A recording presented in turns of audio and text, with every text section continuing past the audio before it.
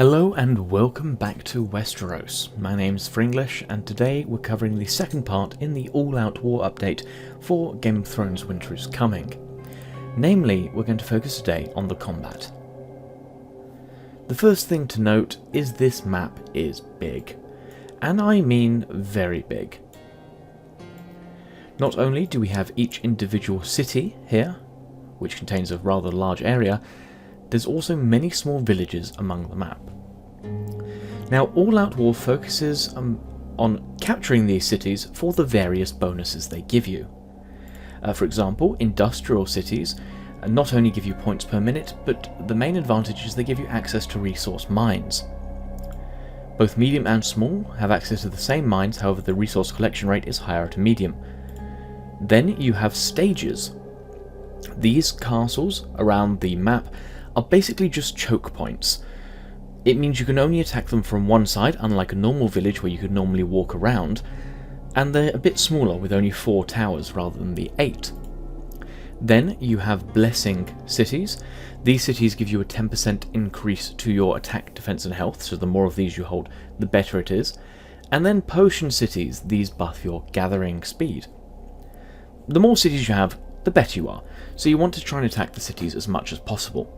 When it comes to attacking a neutral city, if you click on a city and then you declare war, we can't right now but it's bubbled, you get a 10-minute cooldown period and then you can automatically attack it. If you're attacking a player-owned city, it takes 10 hours. We have an attack going live in about 28 minutes, so I should be able to get some footage of that. So you want to go from city to city, capturing each one. However, the villagers also come into play. Before you're allowed to attack a main city, you need to attack a village or capture and rebuild a village in between both locations.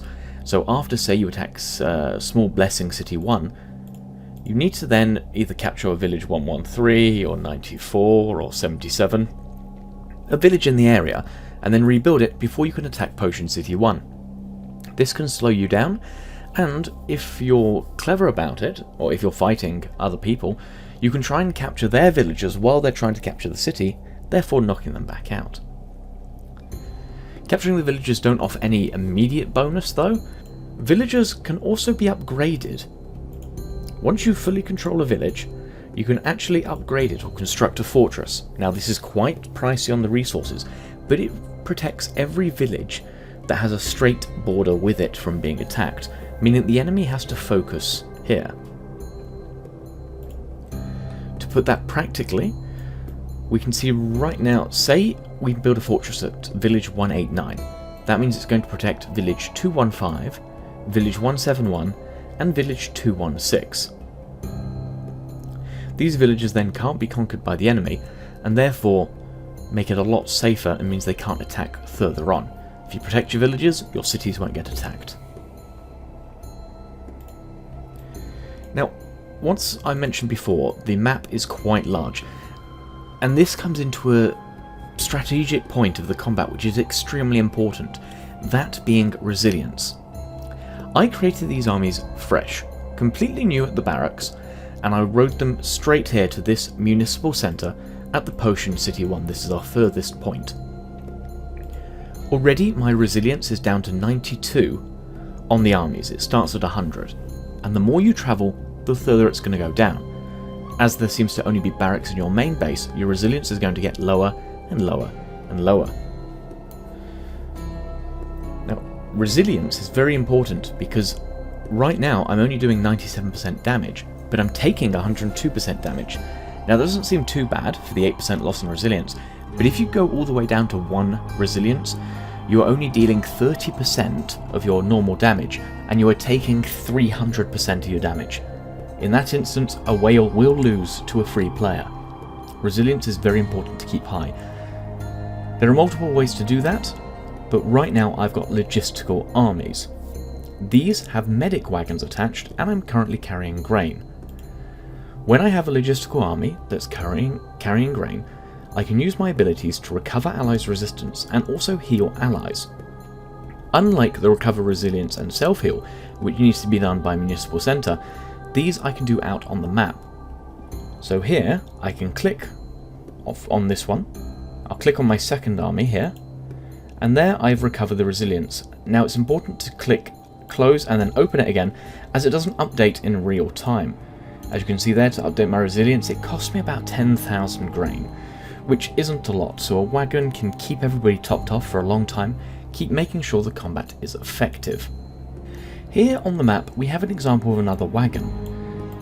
Ever, for example, isn't currently using wagons, and that's normally a good idea as wagons can be destroyed. Definitely do not attack with gathering wagons equipped.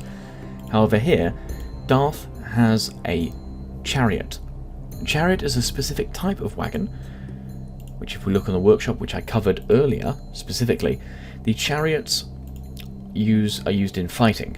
Not only do they give a buff to the allied armies, however, they can also collect armies inside of them.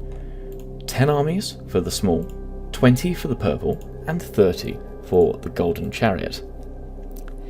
Here, Darth only has the 10 rally, but that means if he creates a rally next to a municipal centre, so it has to be in the centre of town, 10 armies can collect and sort of get into his chariot. Darth will then be able to move, and the armies inside will not lose any resilience. It's a great way to transport armies across the map for long-pronged attacks. If Darth had 3 of these war chariots, that means he could have 30 armies inside. However, he also needs to make sure that the troops he wants to put inside aren't in logistics mode. Logistics state is what you really should have your healing troops in. It's what I currently have my healing troops in. It means I can't join in the attacks, I'm just going to have to run behind.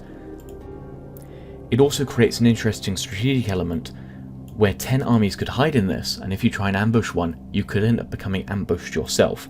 But the main advantage is that any troops inside it will not lose resilience. It's a great way to transport people across the map, as well as giving the small bonuses. Now there are 2 modes for your armies, as I've mentioned before briefly, so I'll just go over it again. You have logistic state and you have normal state. In logistic state you earn more health and defense, but you do a lot less damage in attack. This is very useful for, say, the healing armies. As you want to keep them back, you want to be able to survive as long as possible. So here we are, the fighting started. The first thing we need to do is take down the archer towers and the city gate. You can see that enemies have prepared something for us. We're going to see if we can draw them out. If we can draw them out, it'll be a lot better for us. Now, if I was able to see exactly which army, I would be able to heal a lot of the troops. About 90% can be healed.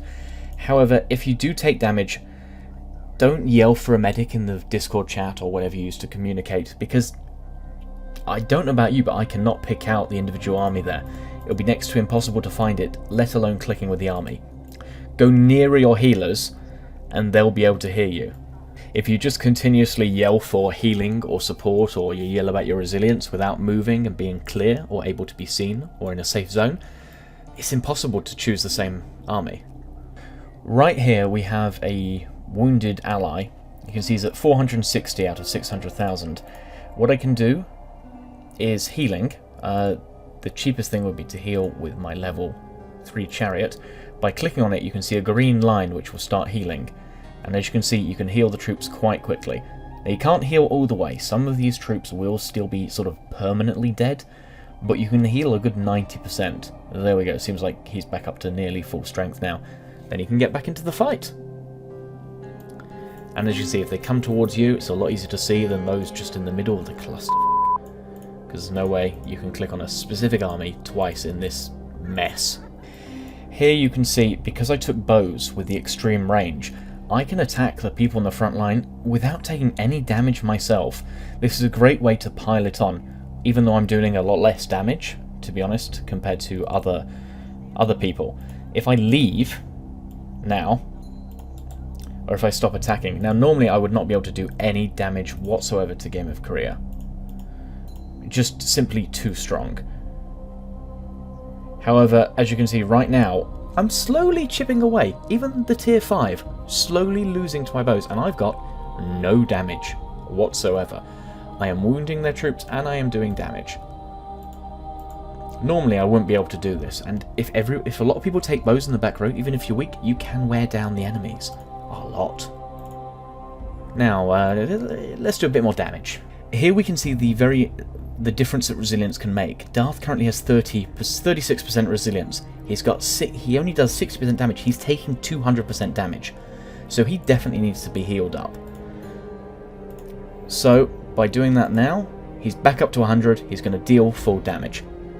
Okay, you're clear to go, Darth. Go kill some shit. And here we have another example of Dragon Lady. Nearly dead. Very, very nearly dead. But let's see how much we can heal, just with the chariots.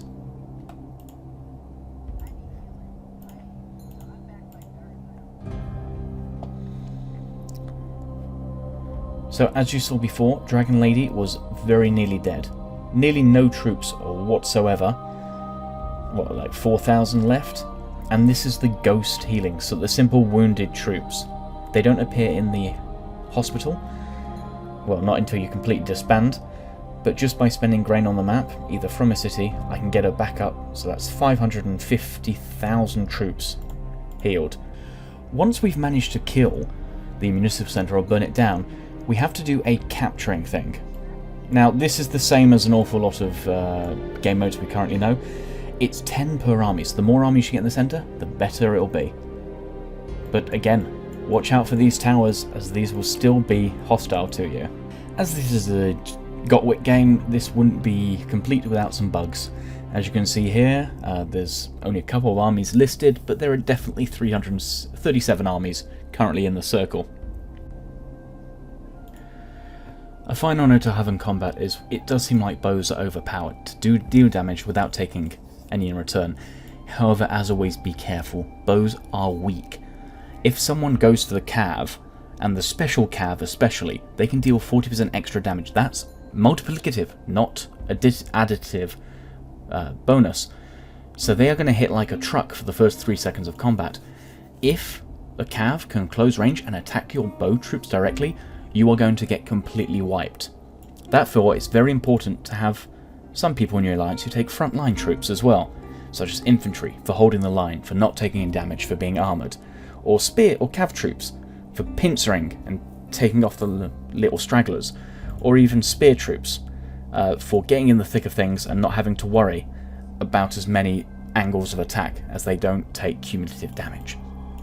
Either way, with a group, you want to try and control and take over the world, or at least a city at a time. One thing that should be noted is if you do capture a city, you also capture some resources that are currently in the city. They only had a little bit of grain here in the small blessing city when we captured it, but that grain's now ours. So make sure you don't have too many resources on the front line. Grain's very useful for healing and adding resilience, but definitely pull out the copper and your iron. You don't want to lose those if you can. Heading off with spoils of war, that's the end of the combat portion. Make sure to pay attention to troop types, and I hope to see you in the next all-out war, wishing you all the successes. If you did enjoy this video, please make sure to comment down below, tell us what you thought about it, and also give us a like, it really helps. Until the next time, take care. Toodles.